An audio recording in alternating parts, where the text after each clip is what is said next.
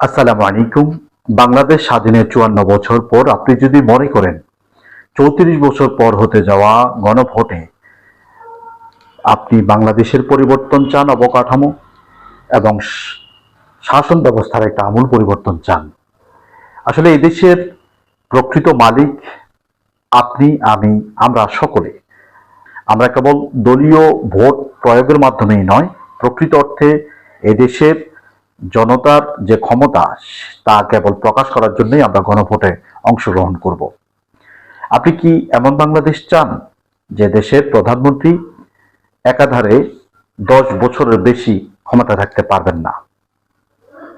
সরকার বিরোধী দলকে না জানিয়ে কোনো প্রকার জরুরি অবস্থা জারি করতে পারবেন না, সংবিধান পরিবর্তন করতে পারবেন না, এবং কোনো প্রকার পরিবর্তনের পূর্বে তা বিরোধী দলকেও সঙ্গে নিয়ে করতে হবে।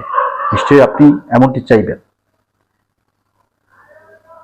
সংবিধান পরিবর্তনের ক্ষেত্রে আপনার ক্ষমতারও প্রয়োগ ঘটবে, আর তা হবে গণভোটের মাধ্যমে। তত্ত্বাবধায়ক সরকার কিভাবে গঠিত হবে তা সরকার এবং বিরোধী দল উভয়ে ঠিক করবে। বাংলাদেশ জাতীয় নির্বাচন কমিশন এবং পিএসসি, সিএজি এই গুরুত্বপূর্ণ সেক্টরগুলো নিরপেক্ষ থাকার স্বার্থে এই ক্ষেত্রে বিরোধী দলের ভূমিকা রাখা অত্যন্ত জরুরি, এটা নিশ্চয়ই আপনি চাইবেন। বিচার ব্যবস্থা স্বাধীন এবং নিরপেক্ষ থাকার জন্য যাতে করে আপনি ন্যায় বিচার পান, সে সংস্কারও নিশ্চয়ই আপনি চান। আপনার পরিবারের কেউ হত্যার শিকার হলে হত্যাকারীকে রাষ্ট্রপতি ক্ষমা করার পূর্বে আপনার অনুমতি নিবে, এমনটি আপনি চাইবেন।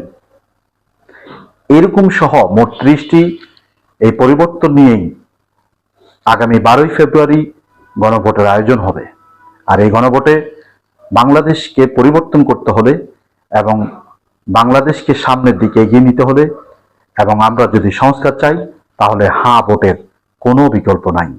আসুন আগামী 12ই ফেব্রুয়ারিতে আমরা গণভোটে হাঁকে বিজয়ী করি।